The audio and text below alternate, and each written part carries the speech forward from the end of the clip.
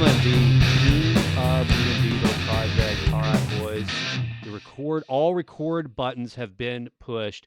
In 3 different places. Surely I will get some of this somehow. I am a very amateur sound audio engineer, and they say what gets fancy gets broken, and I'm just going against that completely. I'm trying to make this for you guys especially. I mean, whenever I have guys like you on, I got to try to put my best foot forward. But Carey, Crist, and Peyton, this is so awesome on a couple of levels. One, I love what you guys are doing with the In Vivo project, and I'm so excited to share your mission, your vision, what you guys have going on with this audience. But also, it's just good to catch up with you. Like, I haven't seen either of you in person in so long. You both look great. You're doing great things. So, thanks for coming on the Jason Wright Show. Yeah, thanks for having Thanks us, for having man. us, It's Jason. always good talking to somebody from the 903. That's right, baby. Keeping it just another OG from the E-Tex, baby. It's so Absolutely. good to have you guys. Well, all right. Well, so Eric, I think I've got this right. According to the interwebs, and that you are the founder of In Vivo, and the very attractive man beside you, who I've known for some time, has joined you in this endeavor. Just kind of start us out, brother, with the vision, how it started, and then listen, just to kind of prepare both of you. I'm kind of selfish about this interview in that I have a family member that has struggled with addiction for most of their adult life. Well, starting in juvenile delinquency centers at about the age of 13, and is just now at the age of 40 on their longest stint outside of being incarcerated. And I'm trying every way that I can to be a positive influence, to help. I mean, you guys know me. You know my whole motto of improve always in all ways. And so it's kind of interesting that I've got this very, very close relative that has taken a very troubling road, and I want to be that influence to help. So I'm going to use this as a kind of, if you guys don't mind, kind of a private consultation session to try to glean your mindsets and kind of the things that you do for your clients to try to be able to help him. And I got to believe that there's audience members here that either they're struggling themselves, they have family members. Jimlyn and I have an employee right now that is heartbroken because she has a son that's going through some things that I'll share as we go through. But anyway, with that, Eric, what's the vision? And then let's just kind of take it from there, man. Yeah, I guess the vision for In Vivo has always been, to help people struggling with mental health and addiction. And kind of, my backstory is I got a undergrad in psychology from the University of Texas at Tyler. Shout out to the Patriots. Yes. I originally thought that I wanted to get into counseling. I've always been one to want to be in the helping field. And so back in 2010, I actually got a job with a inpatient drug and alcohol rehab, which I knew nothing about at the time. I'd actually had some friends that had struggled with addiction, but never really understood it. And so I got the opportunity to work as a wellness director at an establishment that they're big on the East Coast, but they had opened up a place here just north of Dallas. And so I got the job, moved up in 2010, fast forward 5 years of experience, really getting to work with some of the best, in my opinion, mental health professionals from all over the country. Where In Vivo was kind of born, was out of my seeing that people, like, it's one thing to go to rehab, right? Like, that's almost the easy part. I don't want to say it's easy because it's, when you're dealing with drugs and alcohol, it's a very difficult road. But what I saw is the easy part was coming to a place where there's no drugs, there's no alcohol, you're getting to work on yourself. But the real work really came after they left and went back into the real world. So In Vivo means real world, real life experiences. And that's what we do. So, back in 2015 is when I went out on my own and started doing what we're currently doing now. Did that for about 4 or 5 years. And then, it was really just a kind of like a one man show, just kind of figuring it out as I went along. I'd get phone calls from people that needed help, and sometimes I would be, in my head, it's like, I have no idea exactly what I'm going to do. But, as an entrepreneur, I'm sure you could probably relate to this. Sometimes, you fake it till you make it. And, I just really had some good success.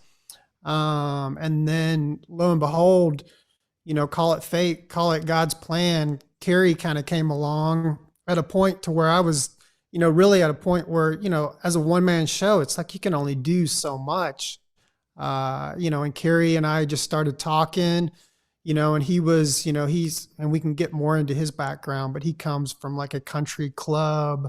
I mean, the guy's done pretty much a lot of everything. And, so at any rate, that's what we've been doing specifically over the last 2 years is, kind of taking, what I would akin to like a run and gun sandlot football. Hey, we're going to get the job done, to really putting more structure and really surrounding ourselves with just a really good team, and that's really, again, what I've been trying to concentrate over the last 2 years is just surrounding myself with people that, be quite honest, like there's a lot of things that I don't do well. So I always, as an entrepreneur, trying to surround myself with people who do things better than me and really try to figure out how to help them get to a spot to where they want to be.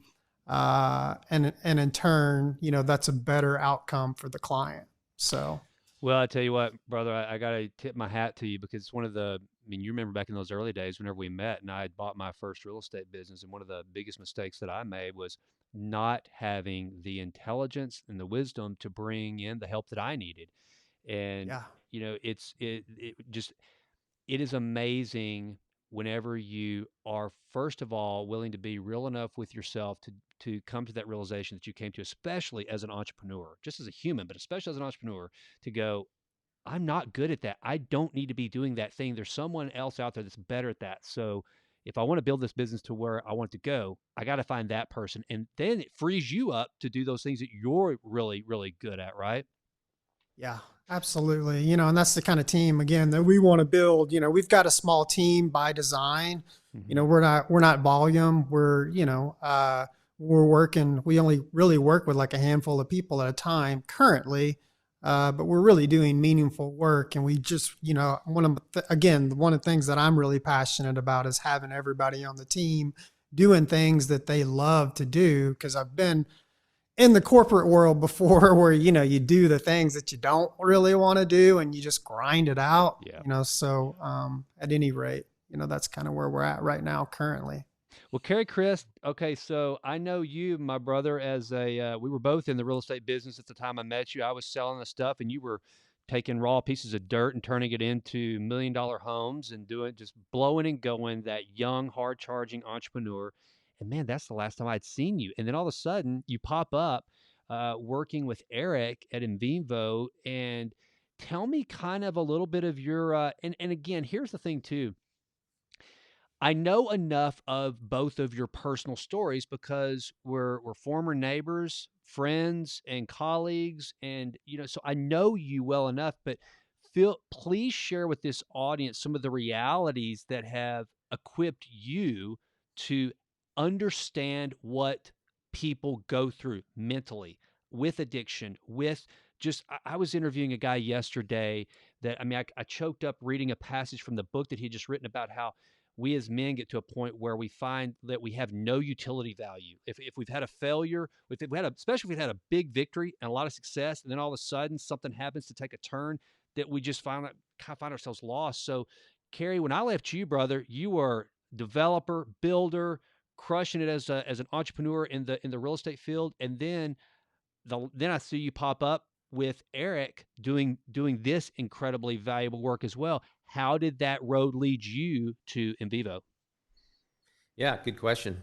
So, the simple part of it is growing up in a musical family on the West Coast, and my father being a musician and being around that, 70s drug scene growing up with that with my parents. So I think early on I had a very um, early introduction to that life and world with my parents.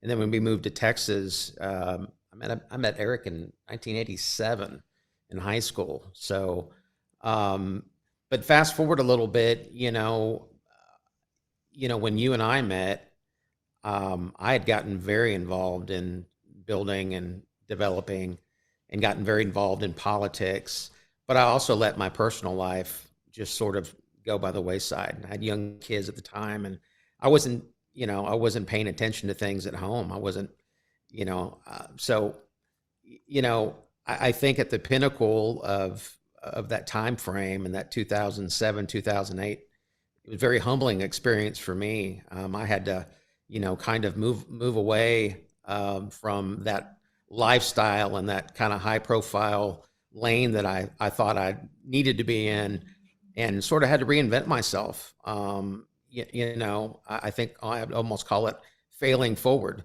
where you can kind of try to, reinvent yourself. And so, through a decade, I think of that, and getting into really consulting work, I think I used a lot of my successes and failures to better equip myself to meet people where they're at, and I'm thankful for the people that did that for me.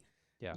During my so to answer your question, I think my life experiences and what I'm able to contribute to this team is really it is it's a life experience of successes, but mostly failures. Yeah. And I think that really is often not talked about enough, right? And people don't want to talk about their failures, but absolutely, I think that that's what gives you that insight to be able to help other people. Well, it's interesting, Carey, that you say that because I guess the episode before last, the one before that's running right now with Vipperman, guy named Phil Burks, who's one of the most wildly successful tech entrepreneurs that I know. He's a mentor, dear friend, and he just wrote his first book, and it's an autobiography on his success in building the Genesis Corporation, and it's called How to Eat a Failure Sandwich. And those failures that he talks about, those failures that really kind of molded him and prepared him for what he's doing now.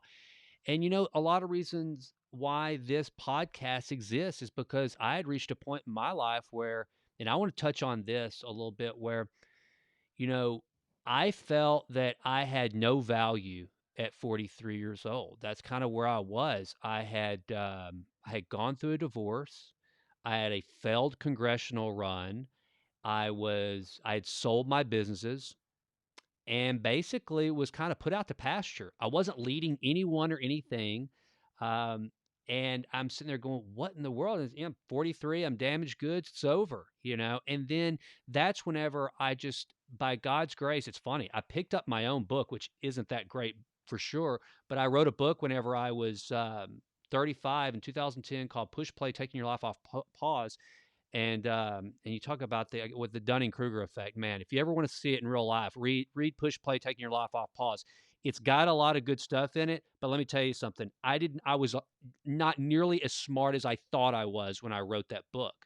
But one of the things that I did was I picked that book up, and a 35-year-old Jason Wright, through the pages of that book, started kicking the 43-year-old Jason Wright in the tail and going, "Yeah, you've taken some lumps, and but you still do have value. Go find some purpose, and what do you get the most joy out of?" And for me, it was helping other people, inspiring other people like you, Carey. I didn't care anything more about, yes, I have my own political beliefs and principles and that sort of thing, but is that what I wanted to spend my life known for and operating in that space? No, I wanted to inspire people. And so I decided to re-release the book, and part of that was building an audience. And so I came up with this idea to start a podcast, which started out as the Texas Titans podcast, where I was interviewing. I had this vast network all over the country, but in specific, obviously in Texas as the main point, where I had all these great mentors and stuff that I started gleaning information from and putting it out there. And then the show grew, and to where we are now. And that's what I would like for you guys to talk about, because I guarantee you, there is someone listening to this show, be it a man, woman, that they're at a point in their life where they might be listless. They've been knocked down and they think, I'm of no value. And then all of a sudden, what I see, the family member that I talk about, I asked him the first time he'd ever had dinner at my house not too long ago. He's working for the first time, like I said, in years and years and years.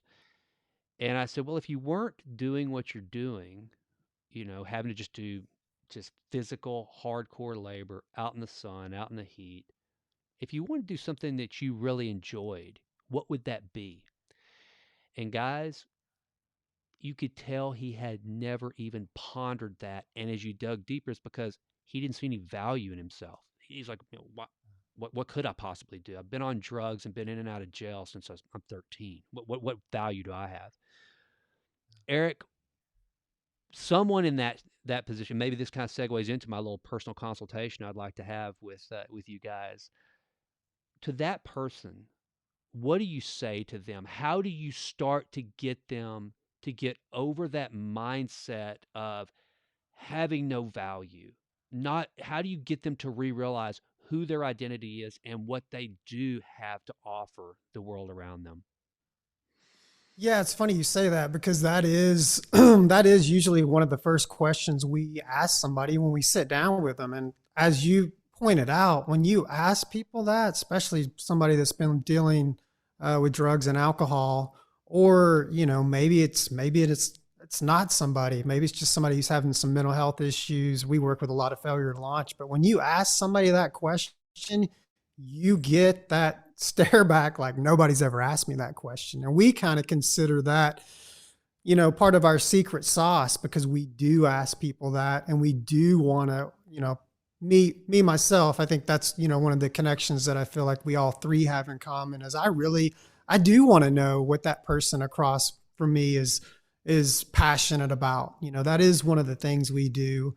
And it is where we come alongside whoever we're working with, because we're like a guide, a mentor when we're working with somebody. We're not therapists, we are coaches. But that is one of the first questions we ask. And, we help them work through that. We get them involved with some therapy to look back and see, hey, what are some things that have kept you stuck in the past, right? Because success leaves clues and so do failures. Mm-hmm. And like, we were talking about, I've learned way, way, way more from my failures than I have from my successes. And so, that is kind of the scaffolding, if you will, to when we're working with somebody. Everybody's got a story. I feel like everybody's story needs to be heard. And we're, that's another thing I would consider us, is we're storytellers. We help people take their story that they have. Everybody's got the cards that they've been dealt with, but that doesn't mean you have to live there and stay there. And we want to help people rewrite their stories into something that they can wake up in the morning and be passionate about. So that is, like I said, a big part of, maybe the majority part of what we do with people when we sit down with them is say, hey, what is it that you want to do? And if you don't know, that's okay. What I always say is, hey, what are some things that you've enjoyed to do in the past? And I think even the bigger question, and I point myself out as well, is what are some things that you've always wanted to do, Mm-hmm. but you've never done them before? And how can we partner with you on this journey and help you walk that out? Yeah, and so as it relates, in your experience, as it relates especially to drug addiction, either one of you guys, if you can answer this, what are your thoughts on, generally speaking, someone who has good relationships, has found pure joy, and knowing the difference between joy and happiness, they're joyful, they've got good relationships, they're of sound mind, they're probably not going to go do some lines of blow and put a needle in their arm. It's generally, or is it generally, somebody trying to fill some other hole?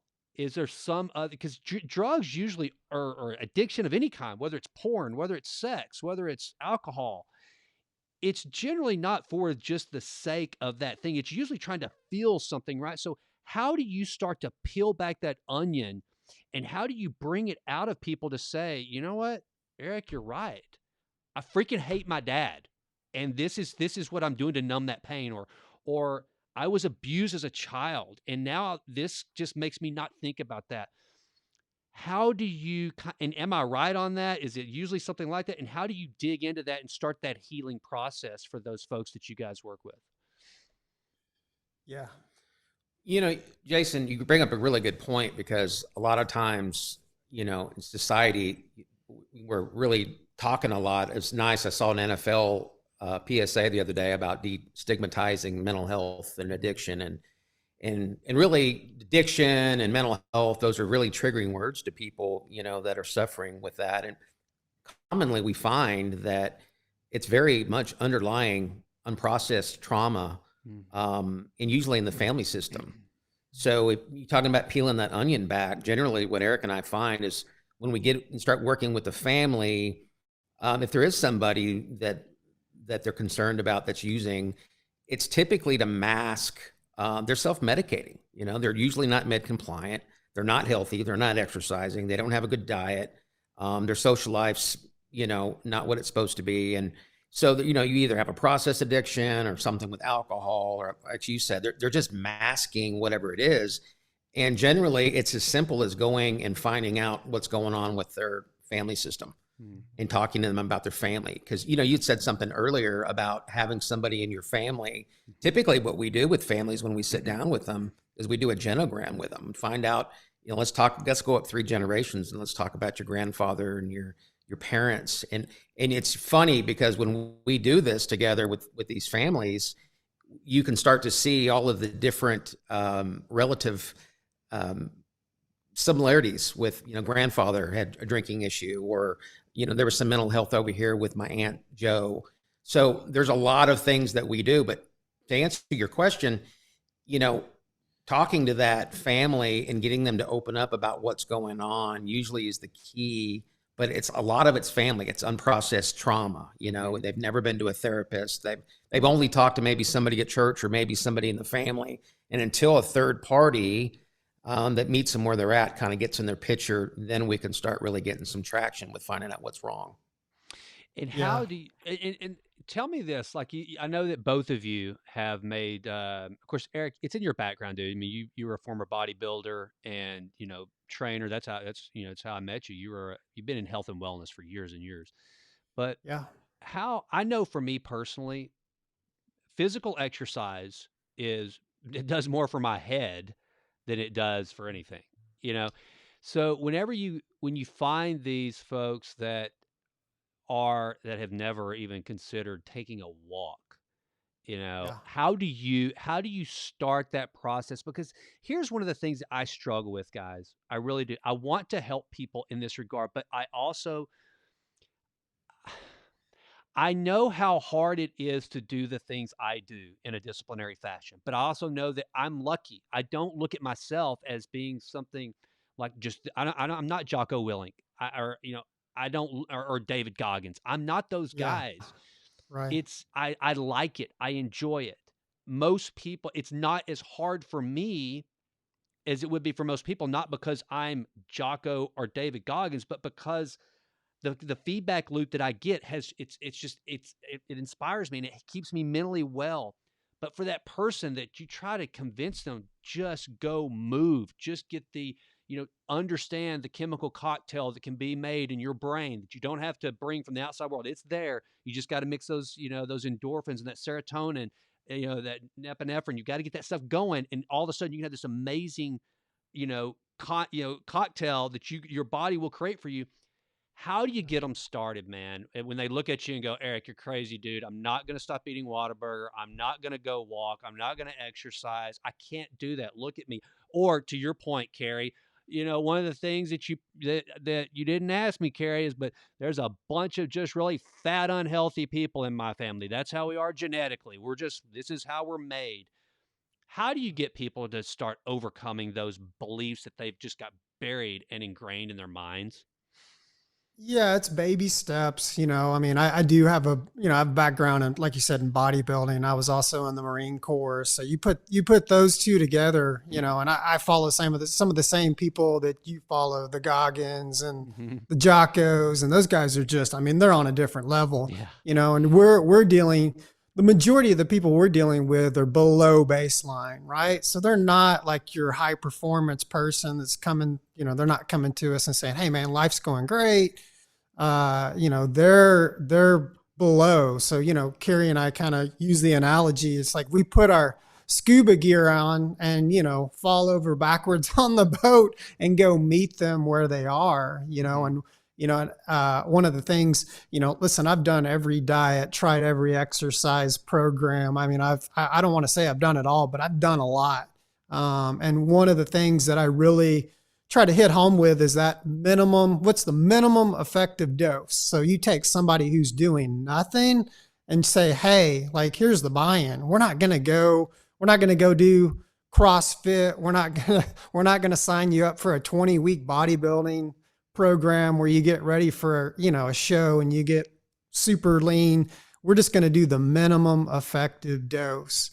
And it's interesting because I kind of figured you were going to ask this question because you and I have had several Mhm. side conversations about Yeah. this, and I was actually talking to my sister-in-law, and she's huge into CrossFit, and her kids. I just got back from spending 3 weeks out there with them, and they're 5 and 3, and they've just got this really simplistic thing where it's like, "Hey, listen, we're going to get outside and get some sunshine today.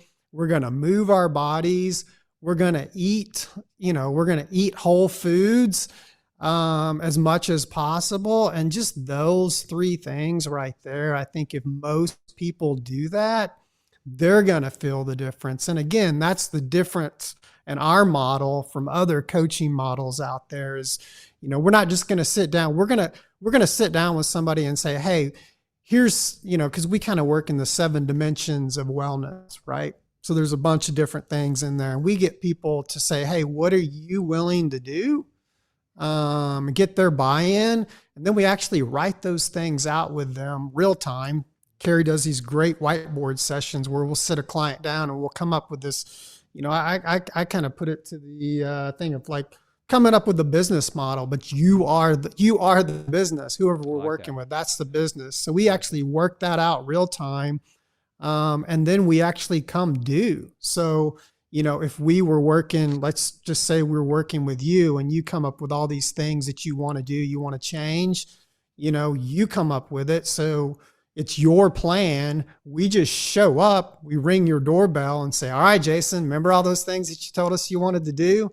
We're here to do them with you." And Right. that's the magic, again, kind of the secret sauce of our coaching model. And because we're not therapists, we can actually go in and do stuff with people real time. And it's super effective because, as you do feel, I mean, the days I don't work out and just, and move my body, like I feel it. The days that, and I have the days where I go to Whataburger still, and eat the junk food, but you Sure. feel the difference. And so I think what really, again, most of these people, for the most part, have never felt that before. Yeah. So we do start off small and meet them where they're at. And again, that's kind of the magic of what we do.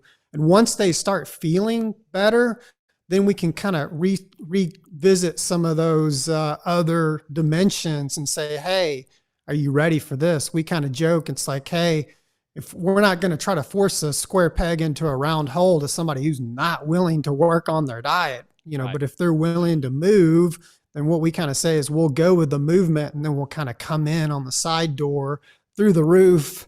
Next thing they know, instead, they're still going to Whataburger, but instead of water sizing it, they're eating the small Right. hamburger. Maybe they're not getting the Coke with that. And, it's baby steps. Yeah. So Carey, you mentioned something there, Eric. Carey, take me through, kind of tell me what one of these whiteboard sessions. I love that idea, by the way, of kind of like, okay, let's just treat this like a business. How are you going to, creating the roadmap and the plan, because that to me is the key. You've got to have a plan. I can't tell you how many, businesses that I consult with.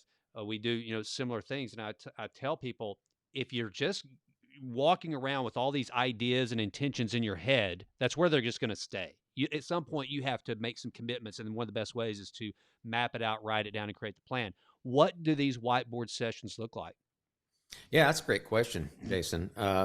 So, as you mentioned, and I know you're probably, I would tell anybody, if we had a client that needed a strategic plan for their business, we would send them to you for sure.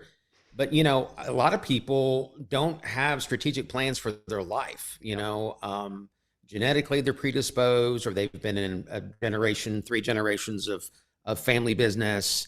And, Eric and I often talk about getting a blank canvas, which is the whiteboard in this regard, and walking the family or the client through, various exercises. And it's amazing when you put it out on the board and you actually write it down, much like we do with the genogram.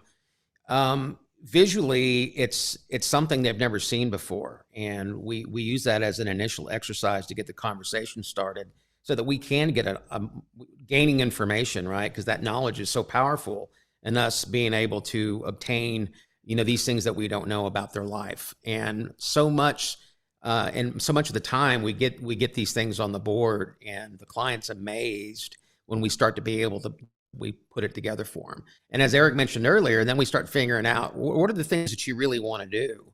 And then start, connecting the dots for them and walking them through it, much like a golf caddy would, walking alongside them. We're not going to take the shot, they are, but we're able to tell them, hey, this is what you got for you to get here.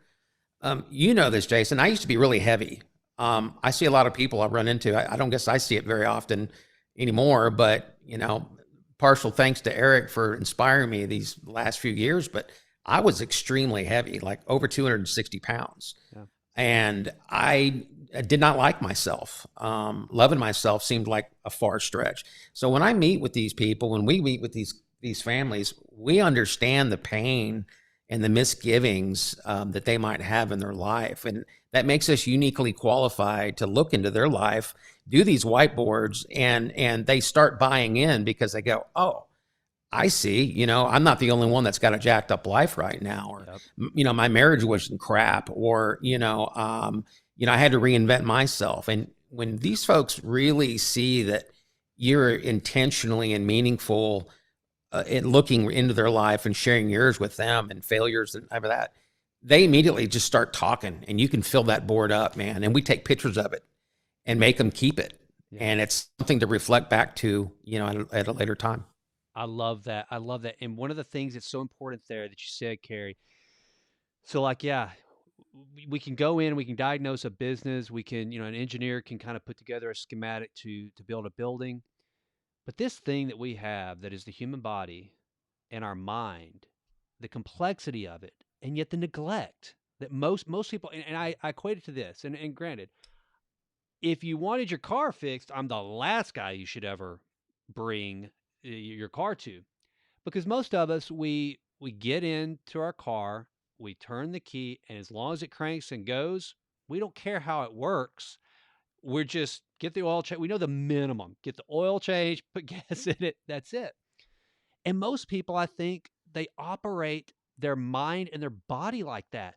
As long as I get up, I'm hungry, I eat. I'm tired, I sleep. I'm horny, I have sex. I connect no outcomes of positivity or negativity with any of it. It's just, I just react, and I think that if more people would start to dig into like what you make them go through, Carey, of just, wait a minute, let's map this out. Okay, you say that you're suffering with some depression.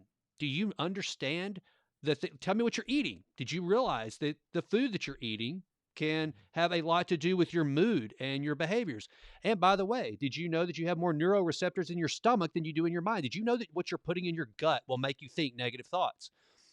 Those are things that most people, and I consider myself not bright for knowing those things, but just lucky that somewhere along the way, I started going, whoa, this thing that I carry around with me that is me every day is very complex, and I got to figure it out so that I can make the absolute best use of it. Not just for me, that's the whole point of this whole improve always and always mindset. It's like, I truly believe if I'm the best version of myself, then that will, the fruit of that will spill over and help my fellow man. And that's the objective. It's not just because I want to, yeah, I'm vain. I want to look good. I want to still be able to wear the size clothes I want. But more than anything, I want longevity, and I want to be there to help my family and my friends. And, this thing that we have as a body, and in particular, our mind, is so freaking complex.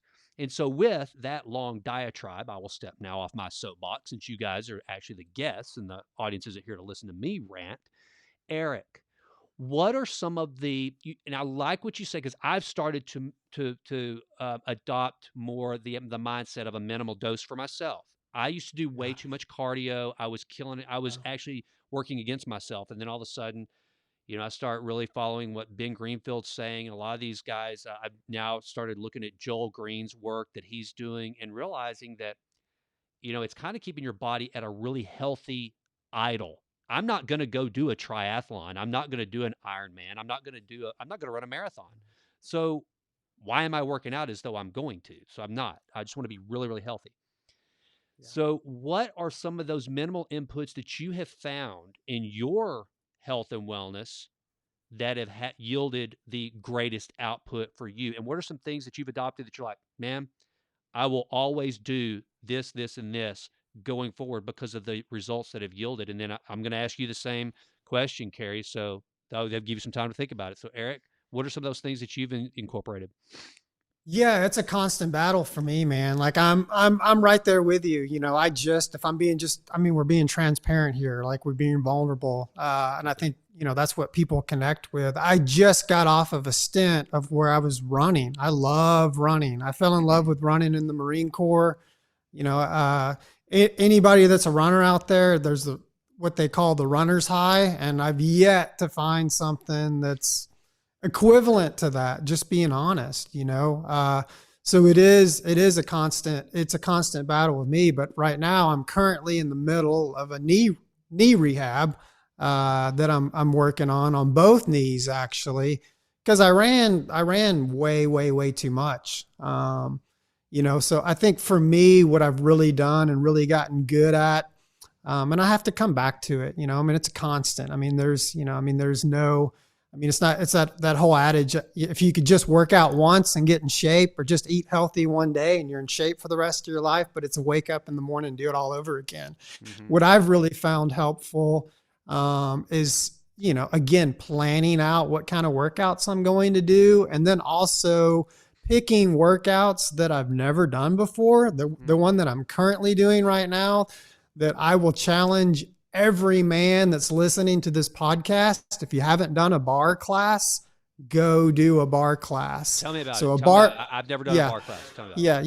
Yeah. So a bar class is a combination. It's if ballet, yoga, and Pilates had a baby. And let me just tell you, it is a workout that will kick your behind and leave your ego at the door. And I'm using like 3-pound weights. But it will leave you drenched. So I try to add something like that in. When I was out in California, my sister-in-law got me back into the CrossFit stuff, which I've loved doing some of that stuff because it's just your old school Olympic moves. It's really basic stuff, man. But, again, I think we overcomplicate, and I'm speaking for myself. I'll start watching these guys like a Goggins or a Jocko or, fill in the blank. And then all of a sudden I'm doing like all these crazy things, like you said. And it's like, I'm not training for a triathlon or a marathon. I've done a half marathon one time. And let me just tell you, like, it was an experience that lasted with me for a good couple of weeks after the race was over. So, I just try to mix it up. I work out at a local gym here called Equinox, and they, it is an expensive membership, but what I tell people is they have some of the best trainers in Dallas, in my opinion, and I do the group fitness classes. So it's like you have a personal trainer for the fraction of cost, and you can mix it up. So I'm like you, I do spin. I do, a bunch of athletic conditioning type classes. I'm doing CrossFit, and at this stage of my life where I'm at, I'm not worried about what I bench press or how many pull-ups I can knock out at one time. I've never been like super competitive with a group of people. I'm the kind of guy that'll blend into the background and just let everybody chase after it. If anybody, I try to chase myself. I've been competitive in that sense, but, just trying to mix it up, not doing too much. And at the end of the day, because I've experienced the overtraining and the fatigue and the stuff that comes with that, and I really believe that, if you're doing too much, you get into all these hormones and how I'm feeling and how I'm sleeping. Those are the kind of things that I'm really focusing on right now at my point in my life as far as fitness goes. Is I want to feel good. Not going to lie, I'm like you. I still want to look good, be able to wear my jeans and whatever it is. But what I'm really looking after is my mental health, and just, the way I feel in general on a day-to-day basis. Yeah, and also the cool thing about Equinox is they have Kiehl's products. See, they won't let white trash like me in anymore because I sneak out of there with all their shampoo and soap. I'm like, dude, they got Kiehl's up in here. I never smelt better than whenever I worked out at Equinox. I'd go in there and I just Kiehl's it up, baby. I mean, I'm shampooing 3 times. It smelled amazing. I mean, I don't know if I was in shape, but man, I smelled so good after I left Equinox. You're hilarious, and man. then go crush a steak at Eddie V's next door, man. So it was absolutely. It's right there. large. It's right there. What about you, Carey? What are some of those things that you've adopted, man? Because we said it before we came on, dude. When I first saw you for the first time in so many years, I was blown away, dude. You look so great. You're regenerating, man. You're kind of Benjamin Buttoning on us here. So, what are some of those things that you've done? Well, that's awfully kind. I think a lot of mine, I mean, I don't quite have all the physical prowess that you two men have. So I'll let you guys kick around the locker room stuff. I walk, I eat sensibly. I'm starting to like myself again, which I think is a prerequisite towards loving yourself. So I can share that with our. How are you doing that? What are some? It's too important to just gloss over, because what are you doing to have that positive relationship with yourself? Yeah, good. I found out as a recovering people pleaser, which is my clinical diagnosis, by the way. I shout out to at Haley Page McGee, my boundaries coach on the West Coast. Been working with her for the better part of a year, and just exploring how important boundaries are. And especially somebody like me, which made me really good at my job, in previous careers, was also really just ruining my personal life, especially I didn't like myself, not necessarily because I was heavy or any of these other things, but I had very poor boundaries. And we often see this with our clients too. So I started working with a boundaries coach specifically to start working on boundaries. And what that looks like is, saying what you want to say, mean what you say what you mean, not tiptoeing around people, asking what you want, and not being a needless, wantless man. Yep. Which a lot of people, I think, out listening might say, hey, what does that mean? And, I wasn't doing anything for myself. I wasn't going and I had no hobbies. And so, you can kind of see the dilemma that it creates there after time. But boundaries is a very important part for us to have with business, with wife, with children. And a lot of people really struggle with boundaries. And I think that's the number one thing that we really try to help our clients with identify is, what are your healthy boundaries? Or what are your unhealthy boundaries? And we're able to, with this massive life experience that we have, right, be able to really walk them through what that looks like and help them through that. So for me, I've been reading a lot of books this last year. I say a lot. I'm not really a reader like you are, Jason, but I do, I've read, the 4 Agreements. Yep. I've read Embracing the Wilderness, Brene Brown stuff, and some of these other type of I guess kind of a mixture of all kinds of things. And so I think, especially when Eric and I are working with the family, with the intervening in the family system, boundaries is the thing I see mostly. That's people are what I'll steal from from Dave Chappelle, most of us are habitual line steppers when it comes to that. Right, right. Well, and you bring up such an important point that I can relate as a recovering people pleaser myself. It's freaking exhausting. And for the listener out there, if you want to hear a great conversation where, again, I selfishly turn it into a somewhat of a personal therapy session, is with Adam Lane Smith, who is a retired therapist. And one of the things that he brought to my attention was, guys like us, Carey, when we're at a party, if the conversation starts to kind of go to a lull, we think we're the ones in the group that have to keep it going. We're the ones that are supposed to, that it's, hey, everybody, and if we don't, I mean, how many times did you hear this? If you actually show up to a dinner party or something and you're just tired, you're exhausted because you have a life too, like everybody else, and so you're quiet, you're not speaking. Well, Carey, what's wrong with you? What's wrong? What's wrong?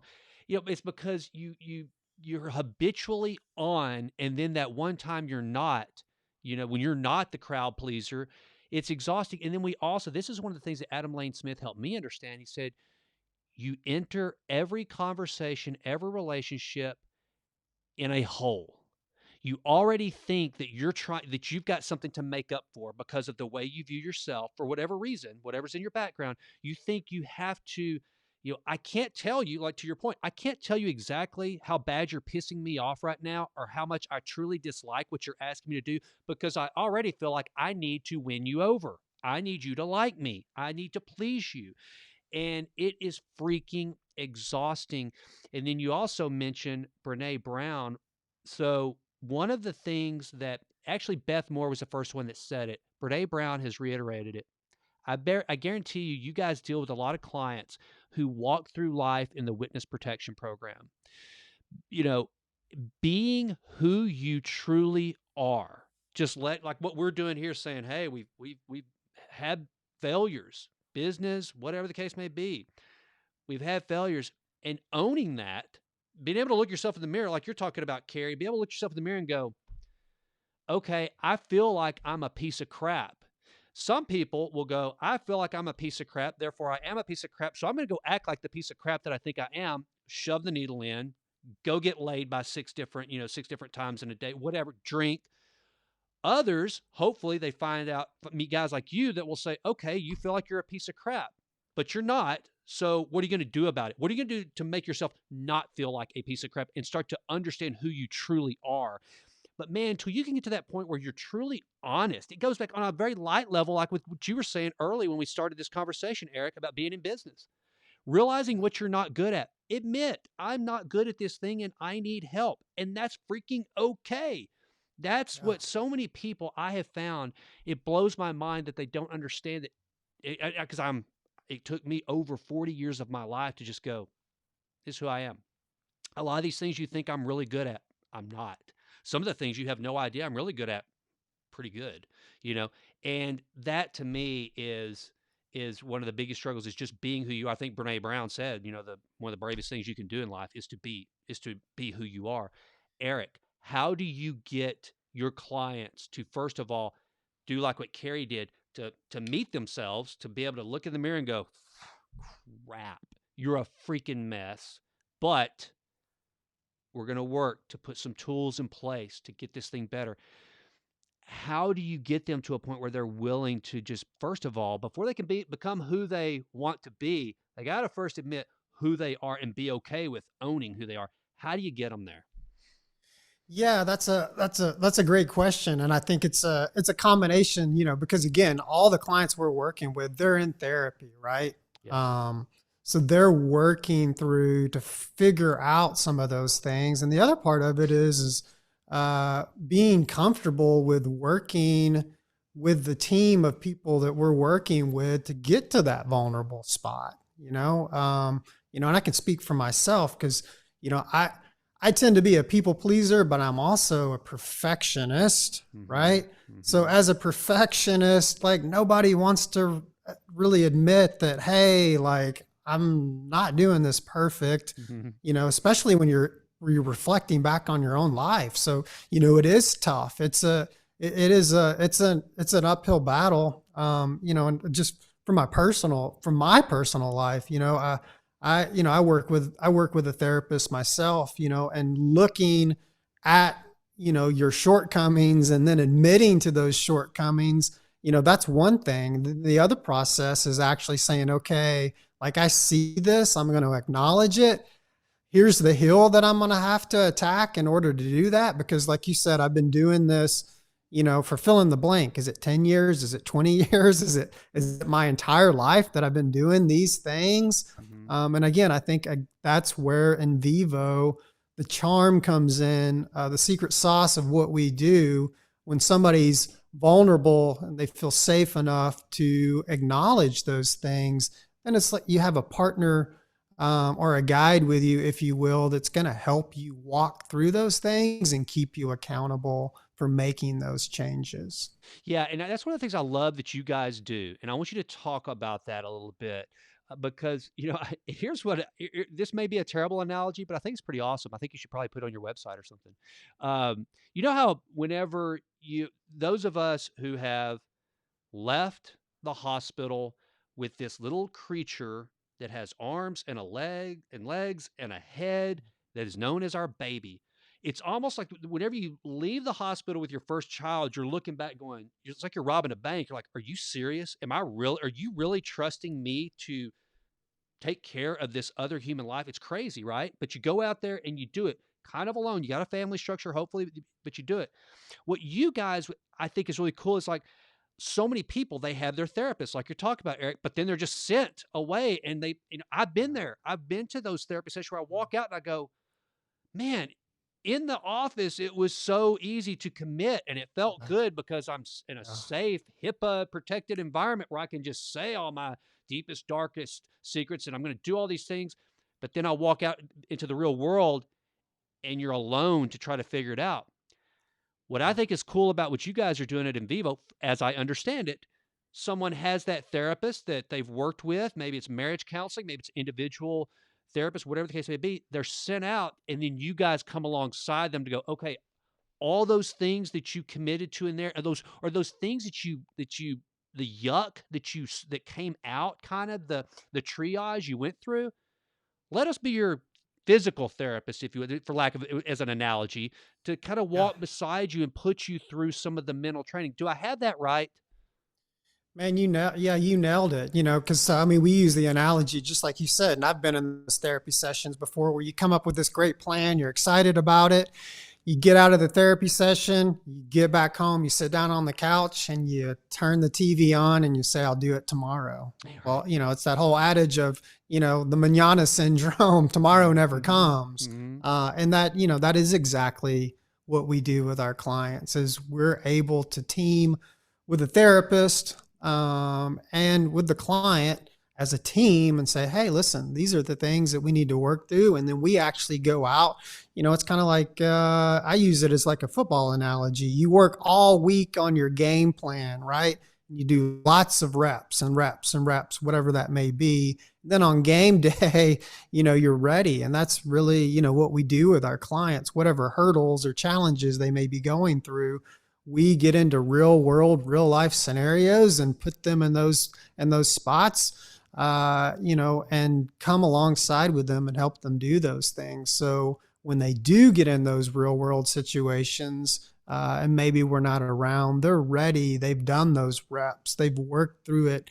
It's a rewiring of the brain. And, and again, a lot of what we do with clients is we literally come in and rewire their brain, like literally. And I don't understand how it works. I'm not a psychiatrist, but I've seen it over the last 11 years, and it's super, super efficient in helping people get better and get out of those ruts. I mean, because let's face it, I say this all the time. It's like when you go to the grocery store, most people buy like the 6 same things. Mm-hmm. So we're looking at their list and saying, okay, we're going to change some of these things up and kind of change your recipe, if you will. And it's very effective. And it's not, and the other thing is when most people are struggling, and I'll throw myself in the boat here, like it's usually just like a couple of things that if I would change, yep, it would be, the results are just astronomical with just a little bit of a switch.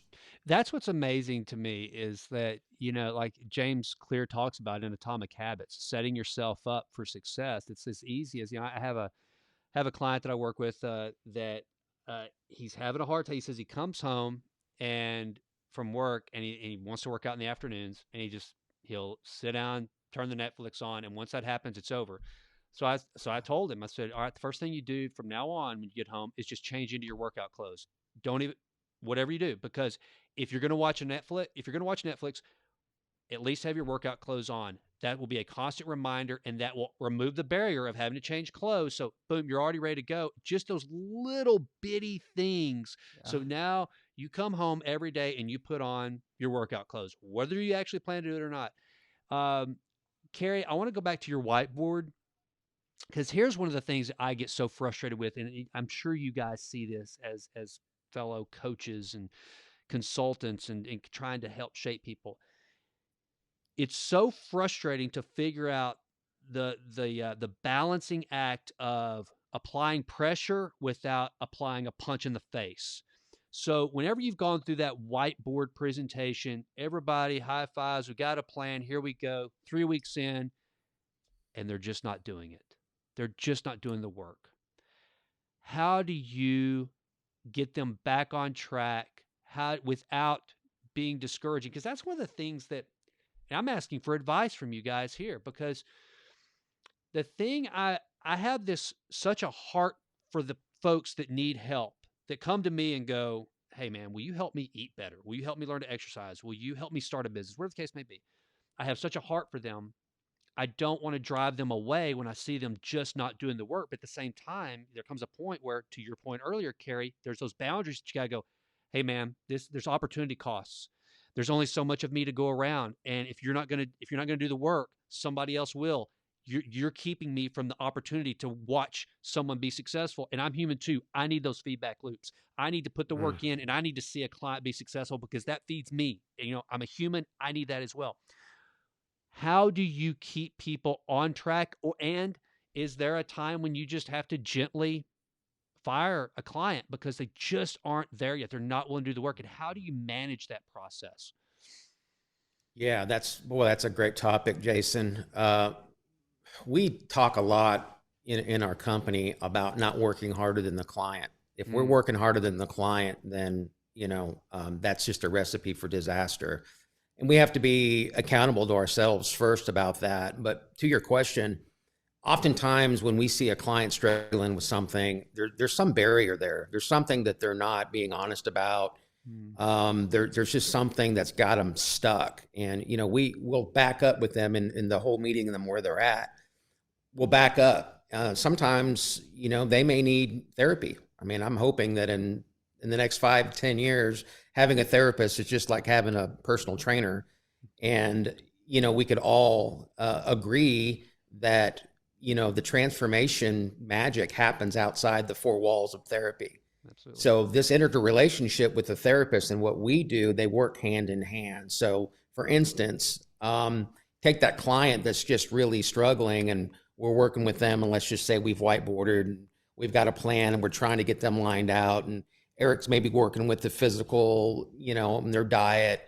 We also work with their, what's going on spiritually, emotionally, looking at all of those things. But we'd send them, to maybe get an assessment, from our clinical supervisor, Mary Sanger here in Dallas, and get an assessment, find out what's going on. Because again, there's things that, Jason, you and I and Eric may not see when we're working with the client that may really be underlying, or it may be a family of origin issue, or maybe something that is keeping them stuck. And so until they go back and actually deal with that situation, we're not really going to be able to push them through. So to answer your question, sometimes we don't push them. We'll push them so far, and then we got to stop and go, okay, why are we stuck here?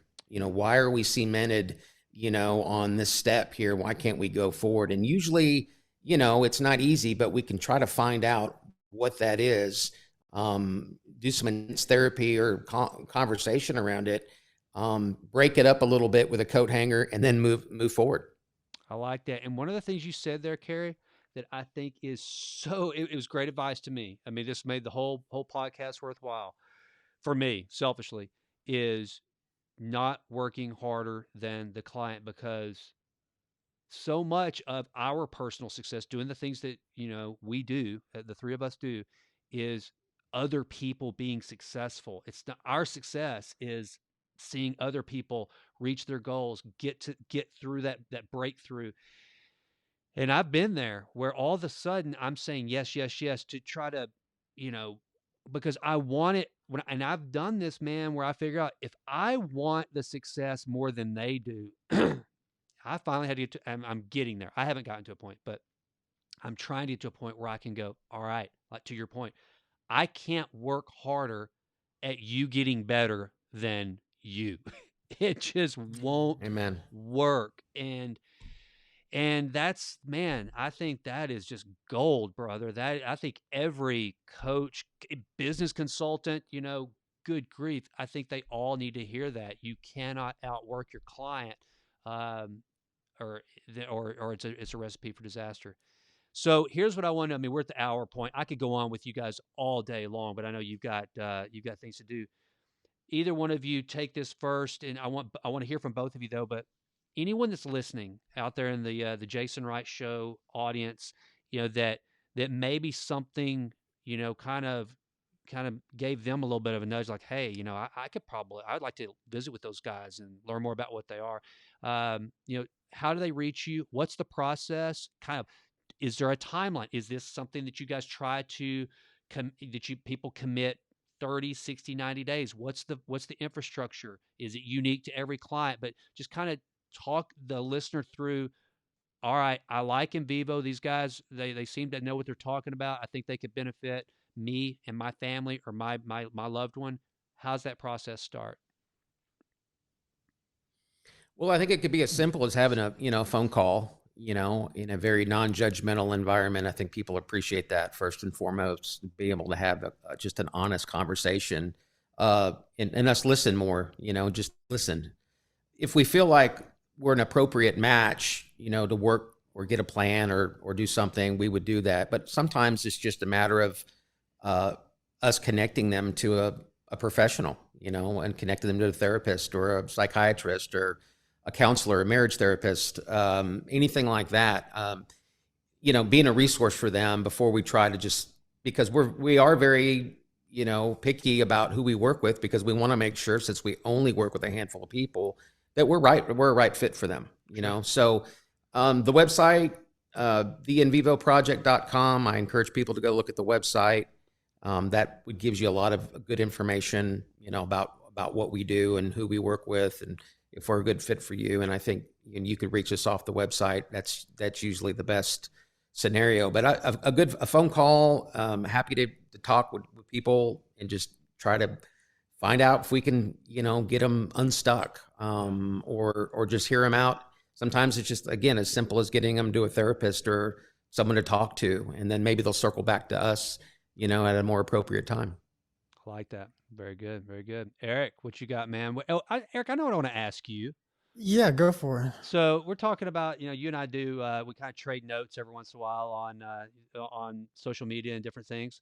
If tomorrow were my birthday, Carey mentioned some things he's read, but tomorrow, let's say just hypothetically, it's not, but tomorrow were my birthday and you wanted to feed my mind, what book, and that I love to read, what would you put in my hands? That's a great question, and I knew you were going to ask me this question. No, So I was gonna talk about I've kind of thought about it, man, and I'm going to have to go with a 903 guy, throwing it back, but Green Lights by Matthew McConaughey. all right. Yeah, Yes, all sir. right. Yeah, You know what he That's before you finish, Go I'm ahead. sorry to be rude and cut Yeah. you off, but you know that Yeah. book actually made me go back and read Og Mandino's The Greatest Salesman in the World. So that Okay. so Yeah, but I haven't finished the book, so I need to finish Green Lights. But go ahead. I'm sorry. Yeah. I really interrupted. Yeah. No. That was it. Like Green Lights is the one. It's a great story, and it just, I'm not gonna spoil the book, but it's an amazing book, and there's just so many good nuggets in there, and a lot of it's just about his struggle. Like, you look at some of these Hollywood actors and, again, some of these people that we talk about, and not a lot of people really talk about the struggles. You know, we live in such a world, you know, Facebook, Instagram, social media, where everybody's putting their best life out there. But he just really does a great job of showing the things that he's went through in his life, the struggles, and how he redefines those. And, you know, again, he doesn't, you know, everybody's had, you know, I believe everybody's had really bad things that have happened to them, but it's, you know, how do you take that bad situation and find the silver lining in it and keep going? And it's a great book. So Green Lights is the one I'm going to put out there for people to read if you haven't read it. I think it is a phenomenal book. And like I said, I haven't finished it. I've probably got 2 chapters to go. But one of the things that I took from it, and to just reinforce your point, it's not just another Hollywood, you know, douchebag talking about, you know, whatever the publishers like whatever you write will sell a million copies of. No, Matthew McConaughey, he has a lot of wisdom. He really does. Yeah. And one of my favorite things he writes, and they're going back to what we were talking about authenticity. He tells the story about whenever he's in high school, right? And he gets he used to drive this old piece of crap truck or something like that, and then saves Yeah. up his money and buys, I think it was like a 270Z or something like a sports It car. was yeah. Something like that. I can't remember what it was. Yeah. Some Yeah. It sports was. car. You're right. And basically, when he came to school in the new sports car, he wasn't himself. He may have even said it. I think he said something to the effect that he basically was acting like a douchebag and was treated like a douchebag. And so he got rid of it and got his old piece of crap truck back, and now he was again himself. And Yeah. there's little nuggets like that a lot of, I think, one of the things that's so endearing about Matthew McConaughey is that from Longview, Texas to Hollywood to Austin, wherever, Matthew McConaughey has been Matthew McConaughey the whole to Australia, as he talks about when he goes as an Yeah. exchange. He is Yeah. Matthew freaking McConaughey no matter where he goes. And there is, again, so much freedom to the listener there. And what Carey's talked about and Eric has talked about, there is so much freedom in embracing who you are. Fix what needs fixing, but damn it, be you. Be who you Yeah. are. Set boundaries, and one of those boundaries should be if you're gonna be my friend, if we're gonna be in relationship, I'm gonna be me. And if that doesn't work, cool. I get it, but I'm out. We weren't meant to be friends. We weren't meant to be in a relationship because if I can't be me and you can't be you, then what the hell's the point? And that's the cool thing about Green Lights that I took from that. It was one of the few books that Jimlyn, there's very few books that she and I will listen to together. Like we'll be up at Hot Tots after hours and she'll put it on. She freaking loves. She would have recommended the same book probably, Eric. She loves Green Yeah. Lights, and she wasn't even a Matthew McConaughey fan until I came along because I'm a huge McConaughey fan. Um, Yeah. but anyway, well, that's a good one. Guys, I hope that we can do this again. I think what you guys are doing, it's important work. It's worthwhile, and I think that there's a lot of people that need you coming alongside them and doing what you're doing, and anything I can do to support that effort, I'm in. You just let me know. Thanks, Jason. Thank We you, Jason. appreciate you having us on, man. We've been looking forward to this for a while. Awesome. Well, sit tight, and I'm going to do a quick little sign off here and then stop recording all these different devices I've got going. So just sit tight, and I'll say goodbye to you properly. Well, folks, if you're watching on the YouTube channel, thank you so much for being a part of the Jason Wright Show today. InVivo.com. Check these guys out. If you need help, if there's anything I can do, if you want to reach out to me to plug you in with Eric and Carey and what they're doing, please, you can go to jasonwrightnow.com. You can reach me. That's what we have a heart for. That's what I have a heart for. We want to help as many people as we can. As you know, my motto and my mission for this show is to improve always in all ways, spiritually, mentally, physically, whatever the case may be. If there's something that I can do, or at least point you in the right direction, I'm in. But more than anything, a big, hearty thank you for listening to the show. I'm Jason Wright, and that concludes this episode. Thanks for joining us.